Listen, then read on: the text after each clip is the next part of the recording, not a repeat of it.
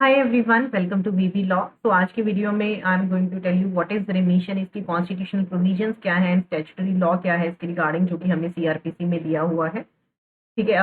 So do students who are new to the channel, subscribe the channel and press the bell icon for notification. First of all, अभी जो है recently रिमीशन का topic जो है बहुत highlight में आया था, जब बिल्की बानो के केस में जो है गवर्नमेंट ने रिलीज कर दिया था। The government has release the accuse on the basis of Gujarat remission policy को लेके। तो रिमीशन का मतलब क्या होता है? Remission means to reduce the punishment. ठीक है, रिड्यूस करना पनिशमेंट को विदाउट चेंजिंग इट्स कैरेक्टर, उसके कैरेक्टर को चेंज किए बिना रिमिट कर देना। कॉन्स्टिट्यूशन में ये पावर्स किसको दी हुई है? These powers are given to the president and governor. President को आर्टिकल 72 में एंड गवर्नर को आर्टिकल 161 में पावर दी हुई है कि वो रिमिट कर सकती हैं किसी भी सेंटेंस को जो कि कोर्ट ने पास की है। अब अगर हम सीआरपीसी की बात करें तो सीआरपीसी का जो सेक्शन 432 है वो पावर देता है to suspend and remit sentences. तो ये कहता है कि अगर कोई भी पर्सन जिसको पनिशमेंट दी है किसी ऑफेंस के लिए, तो अप्रोप्रिएट गवर्नमेंट, दैट मीन्स कि सेंटर या स्टेट के पास पावर है कि वो उसको किसी भी टाइम पे या तो कंडीशंस इम्पोज करके या फिर कंडीशंस इम्पोज किए बिना, जो भी सही लगता है, ठीक है, गवर्नमेंट को, वो उस सेंटेंस को जो है रिमिट कर सकती हैं या सस्पेंड कर सकती हैं, या तो सारे को ही रिमिट कर सकती हैं या फिर किसी भी पार्ट ऑफ द पनिशमेंट जिसके रिगार्डिंग एक्यूज को पनिशमेंट हुई है।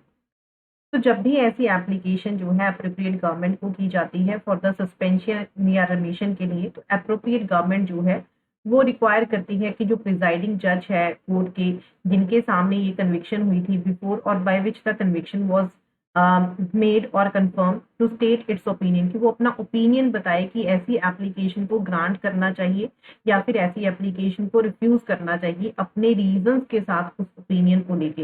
एंड ऑल्सो की फॉरवर्ड करे वो ऐसी स्टेटमेंट, ऐसे ओपिनियन को, या फिर certified of the record of the trial जो भी एग्जिस्ट करता है। तो वेन एवर की एप्लीकेशन अप्रोप्रिएट गवर्नमेंट को की जाएगी रिमीशन के लिए, तो अप्रोप्रिएट गवर्नमेंट क्या करेगी? जो भी प्रिसाइडिंग जज ऑफ द कोर्ट होंगे जिसके सामने ये कन्विक्शन हुआ था, ठीक है, तो उनको जो है अपना ओपिनियन स्टेट करने के लिए बोला जाएगा कि क्या इस पर्सन को जो है रिमीशन देना चाहिए या नहीं देना चाहिए, together with reason. So if any conditions on which the sentence has been suspended or remitted, अगर किसी भी कंडीशन के बेसिस के ऊपर सेंटेंस को सस्पेंड किया गया है, रिमिट किया गया है, in the opinion of the appropriate government, अगर वो फुलफिल नहीं हुआ है, सपोज कोई कंडीशंस लगाई गई वो फुलफिल नहीं की गई, तो अप्रोप्रिएट गवर्नमेंट के पास जो है पावर है कि वो उसको कैंसिल कर सकती है, सस्पेंशन को या रिमिशन को। ठीक है, thereupon the person in whose favour the sentence has been suspended और remitted may if at the large be arrested by any police officer। तो एक बार अगर वो कंडीशंस फुलफिल नहीं हुई, अप्रोप्रिएट गवर्नमेंट क्या करेगी? उसको कैंसिल कर सकती है ऐसे रिमिशन को। ठीक है, दे कैन कैंसिल, एंड वो जो जिस पर्सन के फेवर में वो रिमिशन या सस्पेंशन किया गया था, उस पर्सन को अरेस्ट भी कर सकता है पुलिस ऑफिसर बिना वारंट के, and remanded to undergo the unexpired portion of the sentence. तो जो भी पोर्शन रिमिट किया था जितने साल का, उसको डायरेक्ट किया जाएगा कि आपको जो है ये अंडरगो करना होगा जो भी आपका अनएक्सपायर्ड पोर्शन रह गया था।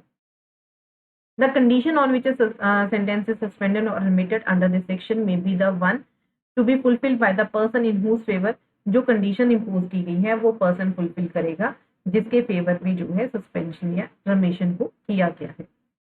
Further this says that appropriate government जो है बाय जनरल रूल या स्पेशल ऑर्डर देके वो डायरेक्शंस दे सकता है as to the suspension of the sentences and conditions, ठीक है, on which the petition should be presented and dealt with. This further provides that अगर कोई भी sentence other than the sentence of fine, अगर कोई भी पनिशमेंट हुई है फाइन के अलावा, अगर वो किसी मेल पर्सन के ऊपर पास की गई है जिसकी जो एज है वो 18 साल के अबव है, तो कोई भी ऐसी पिटीशन जो है by the person, no such petition by the person sentenced or by any person on his behalf shall be entertained। तो कोई भी पिटीशन जो है उसके बिहाफ पे एंटरटेन नहीं की जाएगी अनलेस कि जो पर्सन जेल में है, and where such petition is made by the person sentenced it is presented through the officer in jail in charge of the jail. अगर ऐसी पिटीशन, ठीक है, अगर ऐसी पिटीशन की गई है तो officer incharge of the jail के थ्रू की जाएगी। अगर वो पिटीशन किसी और पर्सन ने की है तो उसमें डिक्लेरेशन होगी उस पर्सन की जो जेल में है।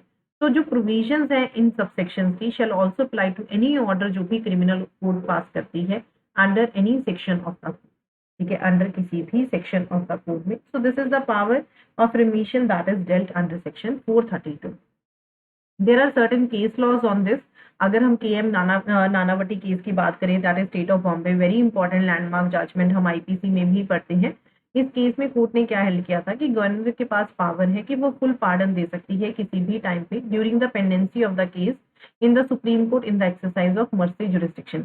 Such a pardon after the accused person has been convicted by the person has the effect of completely absolving him from all the punishments or disqualifications attaching to the conviction from a criminal offense.